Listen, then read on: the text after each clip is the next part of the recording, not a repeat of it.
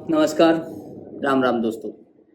तो दोस्तों आज इस वीडियो में हम डिस्कस करेंगे एमसीपी सर्वर के बारे में। देखिए एमसीपी क्या चीज़ होती है। एमसीपी हो गया यानी कि मॉडल कॉन्टेक्स्ट प्रोटोकॉल।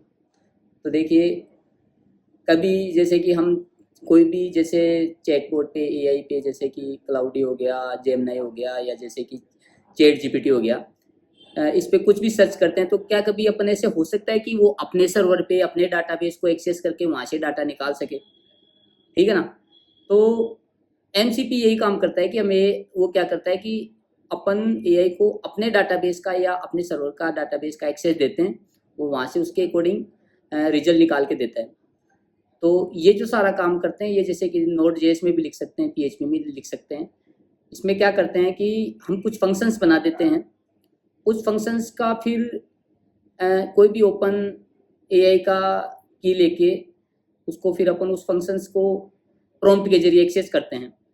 तो उसके अकॉर्डिंग फिर एआई क्या करता है, अपने अकॉर्डिंग उस प्रॉम्प्ट को क्रिएट करके अपन को उसका आउटपुट दिखाता है।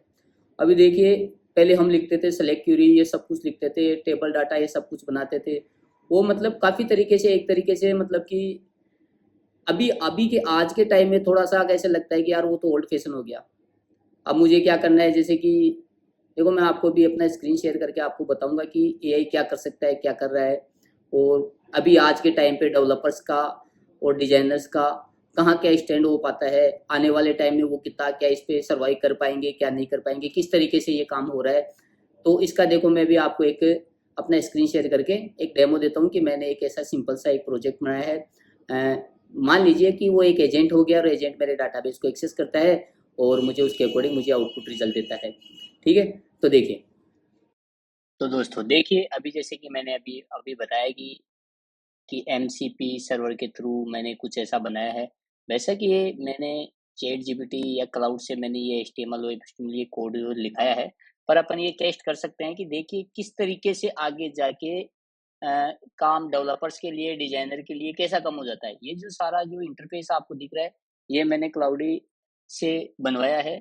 और समझ सकते हैं कि इसमें देखो क्या लिखा हुआ है कि ये अपना चैट है और ये सारा का सारा इसमें डिजाइन विजाइन किया हुआ है, सब कुछ फंक्शन इसमें लिख दिए हैं। अभी देखिए कैसे वर्क करता है। मैं बोलता हूँ कि रेवेन्यू चार्ट, ठीक है। अब ये रेवेन्यू चार्ट पे क्लिक करता है तो ये मेरे को ऑर्डर सारा दिखाता है। अब ये जो चार्ट आ रहा है, जो रिस्पॉन्स आ रहा है, ये सब आ रहा है अपने एमसीपी सर्वर से। देखो मैंने क्या किया है, मैंने एक डाटाबेस बनाया है यहाँ पे एआई एमआरओ एमसीपी डेमो करके। इसमें कुछ कैटेगरीज, ऑर्डर, प्रोडक्ट और यूजर लिस्ट के इस हिसाब से मैंने यहाँ पे एक डाटाबेस बना दिया है। ठीक है। और ऐसा कुछ मैंने इंटरफेस एआई से बिल्ड करवा लिया है। इसके साथ ही मैंने क्या किया है, देखिए यहाँ पे एक डाटाबेस ऐड कर दिया है कनेक्शन के लिए। ये एक फंक्शन बनाया। अभी इस फंक्शन की रिक्वायरमेंट नहीं है। मैं क्या कर रहा हूँ, इस एमसीपी में ही मैं क्या कर रहा हूँ कि ये पूरा का पूरा मैंने यहाँ पे किस तरीके से अपन को प्रॉम्प्ट लिखना है। तो जो प्रॉम्प्ट इंजीनियरिंग की अभी जो बात चल रही है मार्केट में कि प्रॉम्प्ट इंजीनियर का जॉब कितना क्या कुछ रहने वाला है, तो देखिए जो यहाँ पे जितना बढ़िया अच्छे से प्रॉम्प्ट लिखा जा सकता है, उस प्रॉम्प्ट के अकॉर्डिंग अपन को आउटपुट मिल रहा है। ठीक है। ये क्या करता है, ओपन एआई पे चैट उस पे जाता है एपीआई पे, और वहां से अपन को रिस्पॉन्स कलेक्ट करके अपन को जो ये चैट वाली फाइल है इस पे रिस्पॉन्स पास कर देता है यहाँ पे। तो यहाँ पे ये पूरा टेबल वेबल का सब कुछ डिजाइन किया हुआ है, कैसे क्या लिखा हुआ है। अब जो पीएचपी डेवलपर्स हैं, देखो ये नोड जेएस में भी हो सकता है या और भी कुछ प्रोग्रामिंग में हो सकता है। मैं पीएचपी अच्छे से कर पाता हूँ, तो इसलिए मैं यहाँ पे पीएचपी में मैंने लिखा था कि मैं खुद भी समझ सकूँ कि कौन सी चीज़ें किस तरीके से हो रही है। पर आप ये समझ सकते हैं कि किस तरीके से, मतलब कि अपन जैसे कि पहले क्या होता, अपन टेबल्स बनाते थे, डाटाबेस में यूजर्स के लिए अलग लिखते थे कमांड्स अपन, मतलब कि ऑर्डर्स के लिए अलग लिख रहे हैं, उनके लिए अलग फिल्टर्स लगा रहे हैं, सब कुछ। अभी वो कहाँ जरूरत पड़ी। देखिए मैं लिखता हूँ, लास्ट यहाँ लिख देता हूँ मैं, suppose last month order, orders list. अब मैं इस तरीके से इसको कुछ कमांड दे रहा हूँ तो ये मेरे को निकाल के दे रहा है कि लास्ट मंथ का क्या ऑर्डर है।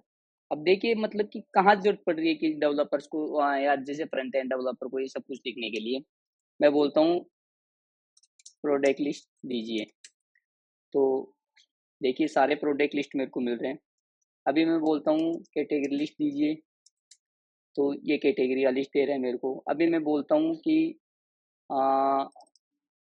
क्लोथिंग कैटेगरी के प्रोडक्ट्स दिखाइए, तो देखते हैं, ये क्लोथिंग प्रोडक्ट से दिखा रहे हैं। बोलते हैं टोटल ऑर्डर्स दिखाओ, तो ये टोटल ऑर्डर्स दिखा रहा है यहाँ पे एक रो में कि टोटल ऑर्डर्स कितने हैं, 6 ऑर्डर हैं यहाँ पे। बोलता हूँ ऑर्डर लिस्ट दो, ये ऑर्डर लिस्ट आती है। बोलता हूँ इसको यहाँ पे कंप्लीटेड ऑर्डर लिस्ट दो, तो ये कंप्लीटेड आ रहे हैं। पेंडिंग ऑर्डर्स के लिस्ट दो, तो ये दे रहा है। मैं बोलता हूँ यहाँ पे मेरे को कि अमित वर्मा के ऑर्डर्स दीजिए, तो ये दे रहा है। अभी मैं बोलता हूँ कि 10 जन से 31 जन तक के ऑर्डर्स दिखाइए। वाह, शानदार। रेवेन्यू चार्ट दीजिए। देखिए यूजर स्टेट चाहिए, यूजर स्टेट यहाँ पे ऑटो सजेशन से भी कुछ है। देखिए फॉर एक्टिव, ये सारा चार्ट के हिसाब से। इसके अलावा जैसे कि कैटेगरीज का देख लीजिए।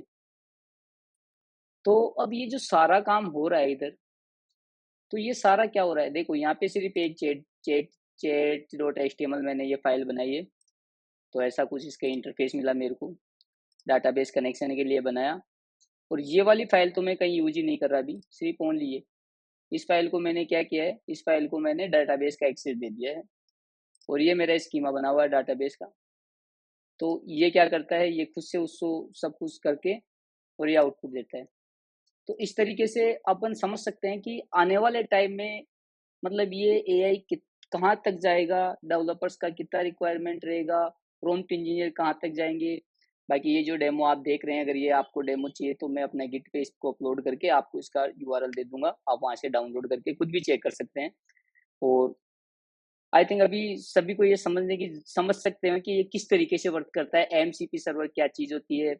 एमसीपी सर्वर अपन डाटाबेस को अपने एआई को अपने डाटाबेस का एक्सेस दे देते हैं, वो क्यूरी खुद से बिल्ड करता है, आउटपुट खुद से बना के। हालांकि हमें फॉर्मेट हमें लिखना रहता है कि देखिए किस तरीके से का आउटपुट चाहिए, उसके लिए हमें फॉर्मेट लिखना है ये सारा। इसके अलावा जैसे कि प्रॉम्प्ट क्या रहना चाहिए, इस प्रॉम्प्ट में और भी प्रॉम्प्ट दे सकते हैं, जैसे यूजर प्रॉम्प्ट देना चाहता है सबसे ज़्यादा किस यूजर ने की है, तो उसके हिसाब से यहाँ पे ये क्यूरी बिल्ड होएगी यहाँ पे कि सबसे ज़्यादा ऐसा कुछ रहा होगा यहाँ ऑलरेडी, सबसे कम क्वांटिटी किस प्रोडक्ट में है।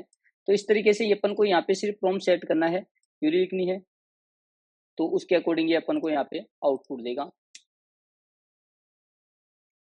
देखिए राहुल सिंह ने सबसे ज़्यादा ऑर्डर दिया है, पूजा सिंह ने इसने दिया, माई ने 3 ऑर्डर, टोटल इस हिसाब से आउटपुट मिल रहा है अपन। तो अभी मतलब कि फ्रंट एंड पे अपन जो बहुत सारे पेजेस बना रहे थे वो, और ये सब ये एक तरीके क्या क्या हो गया, असिस्टेंट की जैसे काम कर रहा है, एजेंट हो गया ये एडमिन के लिए, रिपोर्टिंग के लिए। इसको और एडवांस किया जा सकता है, और अच्छे से बनाया जा सकता है।